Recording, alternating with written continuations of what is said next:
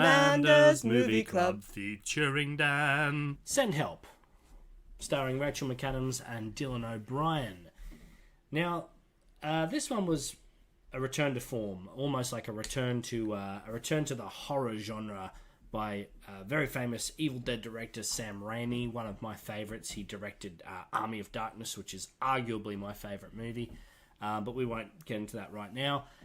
This film is kind of a workplace drama meets Castaway style survival story, where Rachel McAdams' character and Dylan O'Brien's character crash their plane on a desert island near Thailand, and of tropical island, near Thailand, and they need to work together in order to survive. For me, it was a fantastic beginning. The character Rachel McAdams plays Linda Little, fantastic kind of middle-aged, kind of sad cat lady type presence at first, who is and doesn't develop into an unstoppable badass, is an unstoppable badass, but you don't really see that until, the movie kind of carries on. Dylan O'Brien, for me, really shone in this as well. Plays douchebag fantastically. He is, I don't know. I think to play that level of douchebag and just that punchable face, wonderful performance by him. The special effects for me in this was what really shone out. The kind of Evil Dead-esque, grotesque kind of, not CGI, but actual use of props, actual use of physical special effects really shone out for me. There were things that irked me about this film as well, which I'll get to in a moment. Amanda, what were your initial thoughts? Yeah, this movie started really strong. I love Rachel McAdams. She's great in everything.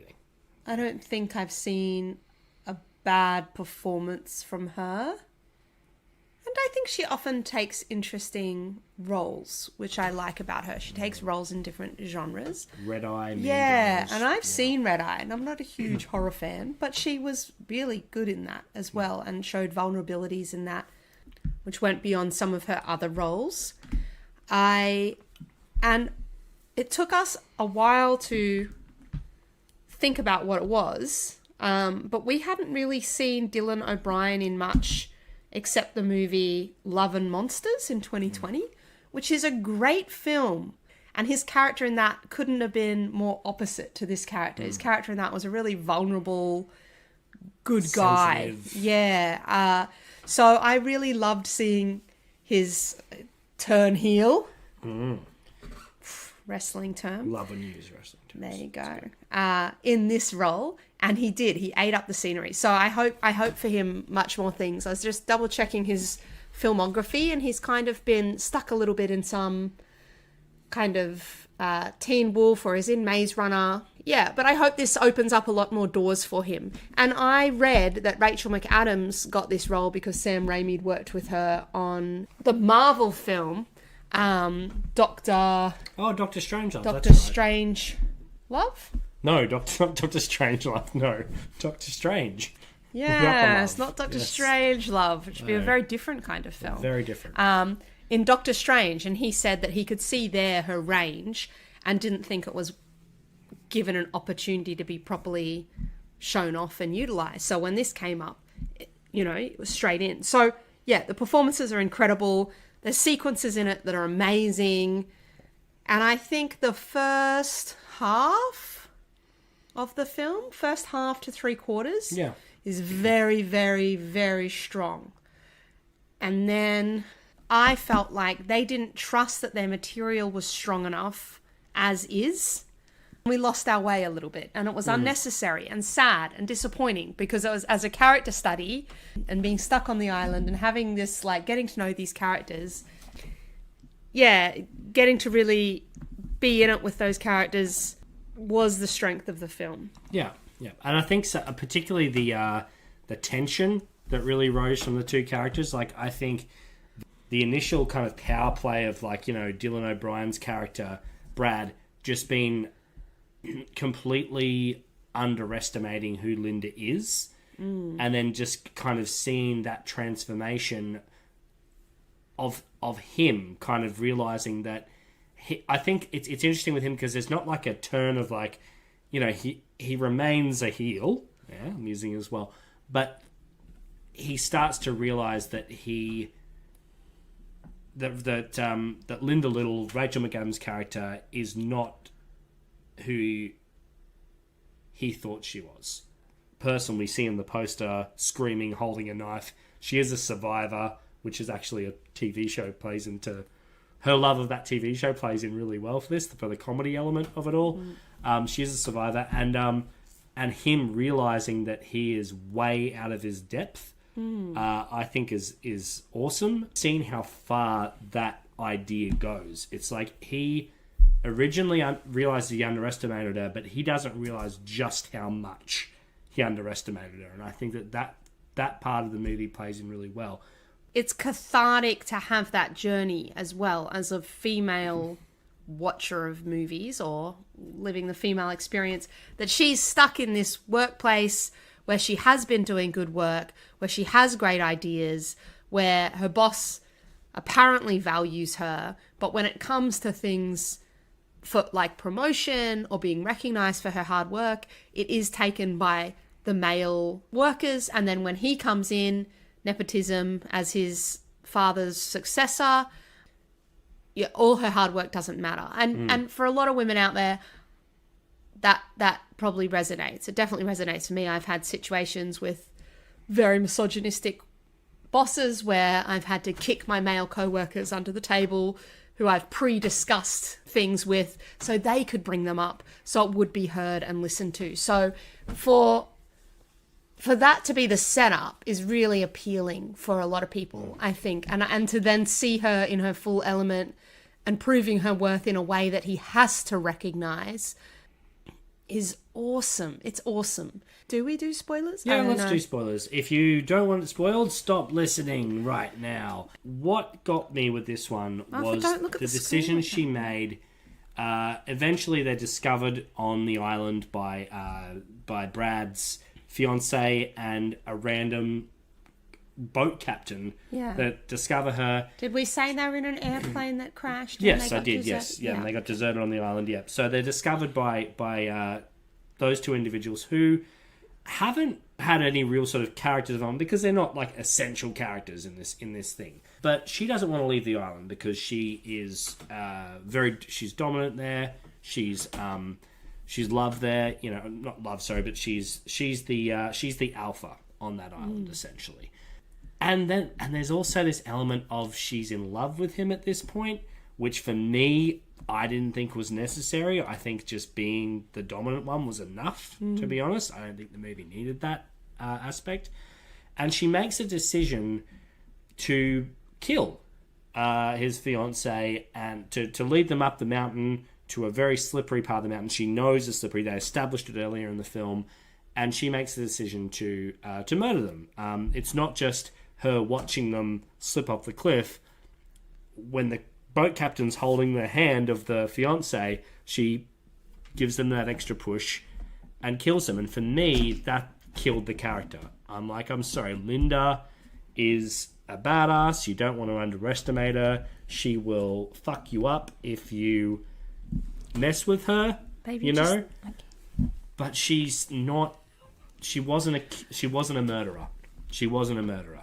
And this is the murdering of two innocent people to keep that going. And particularly the way that the movie ended with her kind of winning, becoming the CEO, becoming like had a very sort of, for me, a very girl boss kind of ending, which just made me want to just do that a bit. I was just like, there she is at the end of the movie, like living the high life, you know, taking that position because everyone else is dead, basically, becoming that success. And I'm like, okay, if it was just that she killed the CEO Nepo baby, great. That's fine. Particularly if it was in a fight, she was defending herself, whatever. Okay. Killing the two innocent people, though, that just wrecked it for me. I'm like, her character didn't need that. The movie could have gotten to where it needed to go without that. And it was a character killer. It was a complete buzzkill. I just didn't, it didn't work for me. Yeah, I'm surprised they put it in. And I have read other people's opinions and their defense of that and saying it makes her a grey, like in the grey character, but she's already an in the grey character. She's already a character that's fighting against normal kind of feminine ideals. You know, she's not really caring that much about her appearance. She's not, you know, doing her hair and makeup and presenting kind of, I guess, what you'd think would be traditional office best.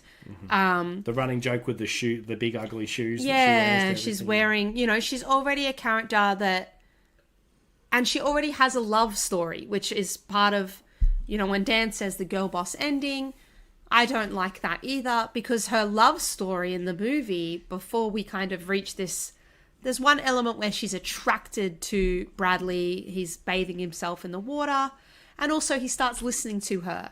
But I don't think that needed to be a love romance. It can just be an attraction. Because by contrast, there's another element where she bathes herself in a waterfall that's so beautiful. And she's feeling really confident in herself because a lot of the skills that she's always known she has in terms of survival have come to the fore, and she's been able to demonstrate them. So she's feeling this glow of just confidence, and then catches her reflection and kind of, you can see her thinking, gosh, I'm beautiful, you know, I am an attractive human being, and that confidence is emanating out of her. And that was a strong enough love story, and ultimately a much more powerful takeaway for anyone watching the movie, in that she kind of finds herself, and we didn't need it to be Fatal Attraction. It became Fatal Attraction. Yeah, we didn't need the extremity of, you know, but she also needed to murder 3 people, and she also had to lie about, you know, how isolated they actually were, and then have this full turn at the end where, yeah, she does do the extreme girl boss thing. We could have had a similar growth for the character and a more powerful takeaway for the movie, and I guess a rewatchability for the movie if they just had have trusted in what they had at that earlier element, I think. Trusted in Rachel. It felt like it was overwritten maybe in the last third of the film.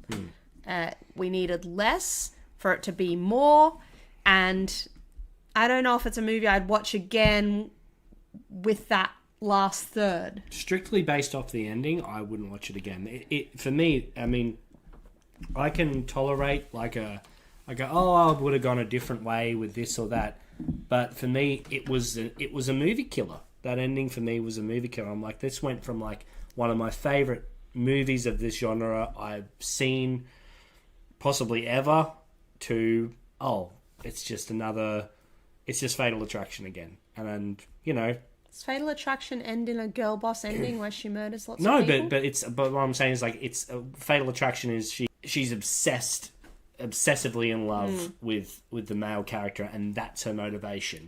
For doing what she does. Yeah, you're which right. is fine for Fatal Attraction, but this movie wasn't Fatal Attraction. No, you know? we It's needed like, the self motivation or intrinsic motivation, and we was had that. more interesting, more powerful, and I think a better film. Still give Rachel McAdams and Sam Raimi and Dylan O'Brien all the money and all the work, because, you know, there's a lot more out of all of them. I'm going to give this, now that you understand the scale, I am going to put the bunny almost completely in the box in just honour of how good this was. But what's happening as I'm putting it in? Oh, its chin gets caught. Oh no, it's suffering. It's out. It's completely out. It fell out of the box despite being in the box for 3/4 of the way. And then it's gone. I don't think that explains scale at all, Daniel. It's interpretive. The camera's here. It's interpretive. I don't care. I don't care about that. I don't care about the camera. Fuck it all. I would say, for me, the bunny's lying sideways in the box for this one. It's lying sideways in the box, maybe a little bit further down. I don't know. I don't know if I would see this movie again. Oh, okay. So my thing was a bit... Okay, fair enough. Maybe I would... Maybe I'd watch parts of it again. There's sequences in it that are really fun.